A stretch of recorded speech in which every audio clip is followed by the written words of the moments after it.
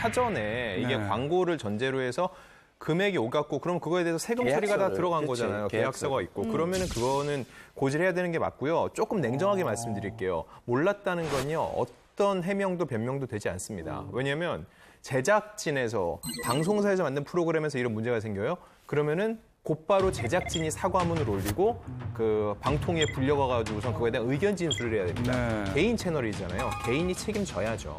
근데 강민경 씨 같은 경우는요, 제가 볼 때는 광고에 대해서 모르지 않았다고 봐요. 왜냐? 이 광고 제품들에 대해서 왜 표기를 하지 않았냐라고 네티즌들이 다그치니까 그거에 대해서 일일이 답변을 달았는데 영상 자체는 표기할 이유가 없다고 판단했고 영상 아래 더보기란에 유료 광고임을 표기에 진행했으므로 아무런 문제가 없다라고 해명했거든요. 이건 본인이 이런 광고를 진행을 할 때는 표기가 들어가야 된다는 걸 알고 있다는 얘기잖아요.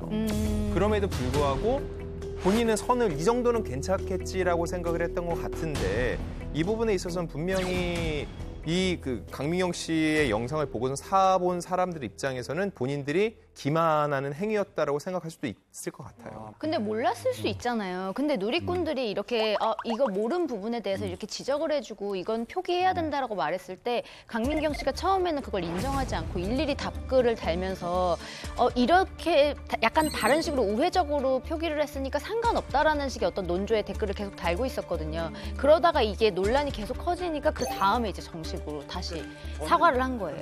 네, 강민경 씨가 이제 SNS에 사과문을 게재를 했습니다. 앞으로 더욱 주의해서 모든 일에 신중을 기하겠다라는 입장을 밝힌 건데요. 그럼에도 불구하고 논란이 계속되자 하루 뒤인 18일에 개인 방송 채널에 다시 한번 장문의 사과글을 올리게 됩니다.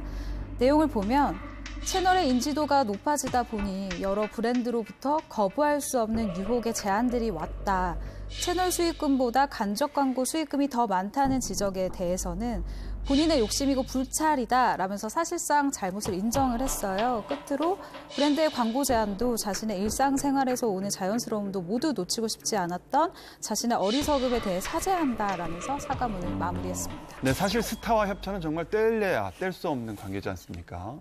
과거에는 방송을 위주로 협찬이 진행이 됐지만 요즘에는 다양한 플랫폼이 생기면서 다양한 협찬들이 많아졌다고 들었습니다. 일단 쉽게 말씀드리면 스타들의 장, 레드카펫 위에서 드레스 입죠. 이것도 협찬인 경우가 많이 있고요. 그 시기에 가장 유명 브랜드의 신상을 입기 위해서 스타들이 저마다 이 스타일리스트들이 줄을 서기도 하고요. 근데 이것보다 더 요즘 관심 있는 거는요. 공항 패션이나 출근길 패션이에요. 왜냐면은 대중들이 레드카펫 위에서 입는 옷들을 입진 않거든요. 그렇죠.